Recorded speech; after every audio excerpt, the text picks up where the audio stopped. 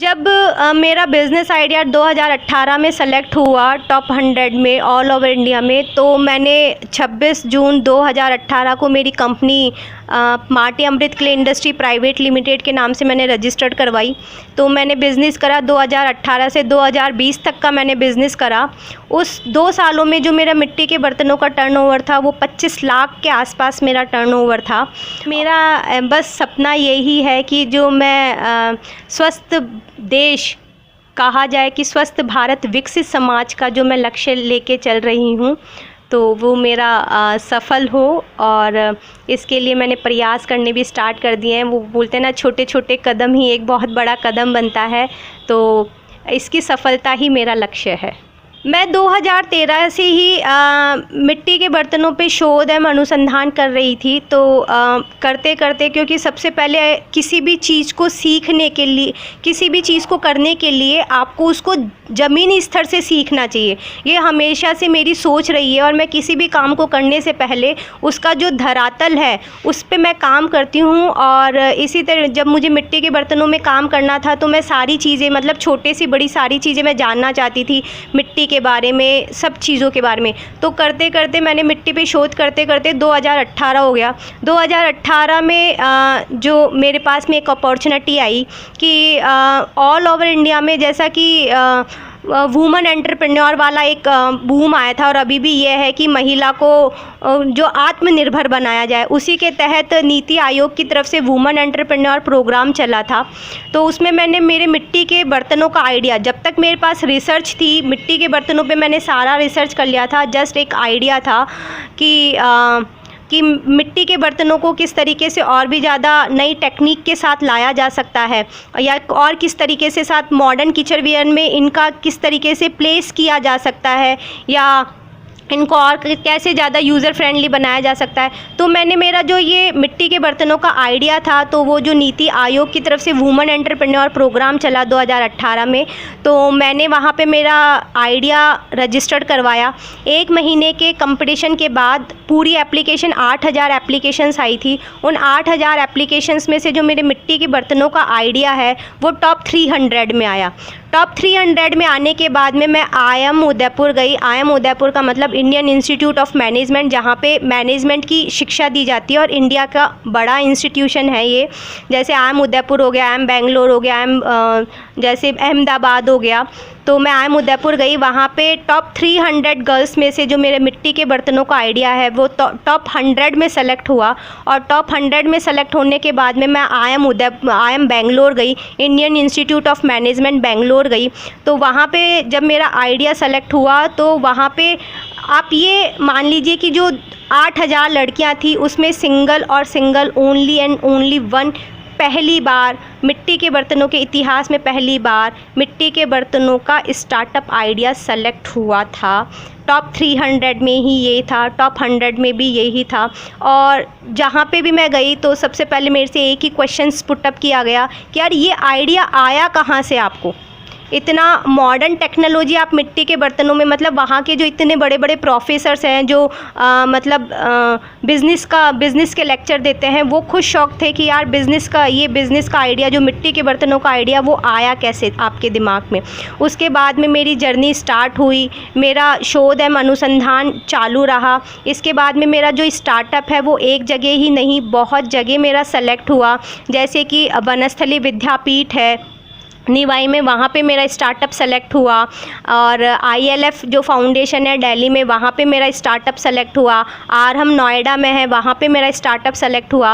और 2020 में कोरोना काल में मुझे ऐसा मौका मिला कि जर्मन गवर्नमेंट की तरफ से जो आपका स्टार्टअप है उस पर आप रिसर्च करके आप सबमिट करवा सकते हैं। तो मैंने जर्मन गवर्नमेंट को भी मेरा जो मेरा 5-6 सालों का जो मेरा रिसर्च था वो मैंने सबमिट करवाया। और जर्मन गवर्नमेंट ने भी मिट्टी के बर्तनों पर जो मेरा रिसर्च था उसको एक्सेप्ट करा और माना कि नहीं, मिट्टी के बर्तनों में आप नई टेक्नोलॉजी को यूज़ कर सकते हैं। और मिट्टी के बर्तनों को यदि यूज़ किया जाए तो जो मनुष्य है वो है, मतलब होता है ना कि अपने एक स्वस्थ जीवन जी सकता है। क्योंकि आजकल जो जिस तरीके का एनवायरनमेंट चल रहा है, तो जो आपका स्वस्थ स्वास्थ्य ही प्रायोरिटी पे है। और बोला भी जाता है कि हेल्थ इज़ वेल्थ। अगर आपका स्वास्थ्य अच्छा है तो इससे बड़ा धन और कोई नहीं है। और इस तरीके से मैं आगे बढ़ती गई और अभी रिसेंटली मुझे 2021 में जो पूरे एशिया में 1000 आइडियाज़ थे, जो बिज़नेस आइडियाज़ थे, तो पूरे एशिया में मेरा जो इस बिज़नेस के मिट्टी के बर्तनों का जो बिज़नेस का आइडिया है वो top 1000 women entrepreneur in Asia में मेरा सेलेक्ट हुआ है। जब मेरा बिज़नेस आइडिया 2018 में सेलेक्ट हुआ टॉप 100 में ऑल ओवर इंडिया में, तो मैंने 26 जून 2018 को मेरी कंपनी माटी अमृत क्ले इंडस्ट्री प्राइवेट लिमिटेड के नाम से मैंने रजिस्टर्ड करवाई। तो मैंने बिज़नेस करा 2018 से 2020 तक का मैंने बिज़नेस करा। उस 2 सालों में जो मेरा मिट्टी के बर्तनों का टर्नओवर था वो 25 लाख के आसपास मेरा टर्नओवर था। और इसके बाद जैसा कि कोरोना काल आ गया, कोरोना काल में सब कुछ बंद हो गया, तो उसके बाद से मैंने मेरा जो रिसर्च था वो मैंने कंटिन्यू रखा और अभी मैं और भी ज़्यादा रिसर्च करके जो मार्केट में जो मेरे नए प्रोडक्ट्स आएंगे वो मेरे नए इनोवेशंस के साथ आएंगे।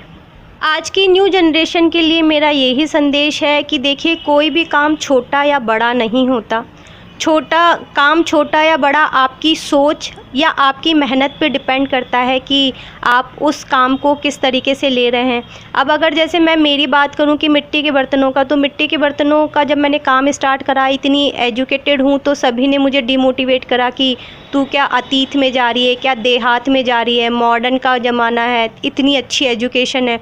लेकिन नहीं, मेरे माइंड में ये सेट था कि नहीं, मुझे इस पे काम करना है। तो वो काम मेरे लिए छोटा नहीं था, वो काम मेरे लिए बहुत बड़ा था। और दूसरी बात यह है कि आप किसी भी काम को करो, आप अपना 100% डेडिकेशन के साथ दो। आप रिज़ल्ट मत सोचो कि रिज़ल्ट क्या आएगा क्या नहीं आएगा। आप सबसे पहले ये मेक श्योर करो कि आप उस काम को 100%, आप अपना 100% दे रहे हैं या नहीं दे रहे हैं। डीमोटिवेशन के बहुत सारे ऐसे फैक्टर आएंगे कि आपकी लाइफ में आपको बहुत ज़्यादा डीमोटिवेशन, ये नहीं कह रही कि लोग ही आपको डीमोटिवेट करेंगे, कभी कभी परिस्थितियाँ भी आपके जीवन में ऐसी आएगी कि आपकी स्थितियाँ और परिस्थितियाँ भी आपको डीमोटिवेट करेगी। लेकिन डीमोटिवेट नहीं होना है, केवल अपने अंदर रखना है कि नहीं, मैंने इस काम को मेरा 100% दिया है। और यकीनन मानिए कि वो जो आपका 100% या जो आप दिल से करेंगे वो बहुत सक्सेसफुल होगा। अंत में मेरा बस सपना यही है कि जो मैं स्वस्थ देश कहा जाए कि स्वस्थ भारत विकसित समाज का जो मैं लक्ष्य लेके चल रही हूँ, तो वो मेरा सफल हो। और इसके लिए मैंने प्रयास करने भी स्टार्ट कर दिए हैं। वो बोलते हैं ना, छोटे छोटे कदम ही एक बहुत बड़ा कदम बनता है। तो इसकी सफलता ही मेरा लक्ष्य है। मैं एक महिलाओं को मैं एक मेरा मैसेज देना चाहूँगी कि कभी भी आप अपने आप को किसी से कम ना समझें। आज का ऐसा जो युग आ गया है कि महिलाओं को भी इंडिपेंडेंट होना ज़रूरी है और महिलाएं अपने इंडिपेंडेंट के लिए कोशिश करें कि किस तरीके से। और जो महिलाएं, मतलब ये मत सोचिए कि मेरी शादी नहीं हुई है या जो भी है, क्योंकि सबसे पहले आपकी इंडिपेंडेंट होना बहुत ज़रूरी है। अगर आप इंडिपेंडेंट होंगे तो सारी चीज़ें व्यवस्थित हो जाएगी। अगर आप इंडिपेंडेंट नहीं होंगे तो सबसे पहले ये सोचिए कि इंडिपेंडेंट, हाँ, समाज में शादी होना ज़रूरी है, लेकिन शादी के पीछे बहुत और भी स्थितियाँ परिस्थितियाँ होती है कि आपकी सोच मैच नहीं करेगी या शादी के बाद पता नहीं क्या होगा। आपको हस्बैंड, आप पूरा डिपेंडेंट होके हस्बैंड पे जाते हैं, आपको नहीं पता होता कि हस्बैंड कैसा है कैसा नहीं है। तो उसके बाद शादी के बाद इश्यूज़ होते हैं। तो उससे बेटर है कि आप अगर डिपेंडेंट रहें तो शादी के बाद या शादी से पहले जो भी इश्यूज़ हैं वो आप मतलब सॉर्ट आउट कर सके, आप डिप्रेशन में ना जाए। क्योंकि महिलाएं जब अकेली पड़ जाती है तो बहुत ज़्यादा डिप्रेशन में भी चली जाती है। जैसा कि समाज, जो अपना समाज है वो पुरुष प्रधान समाज है। कहने को तो एजुकेटेड हो गया है, लेकिन आज भी पुरुष प्रधान समाज मैं कहीं ना कहीं इस चीज़ को महसूस करती हूँ। तो सबसे पहले सबसे बड़ा मेरे लिए यही है कि महिलाएं जितना भी हो सके अपने आप को डिपेंडेंट बनाने की कोशिश करें और लाइफ में सभी चीज़ें इम्पोर्टेंट रहती है, उनको साथ लेते हुए चलें।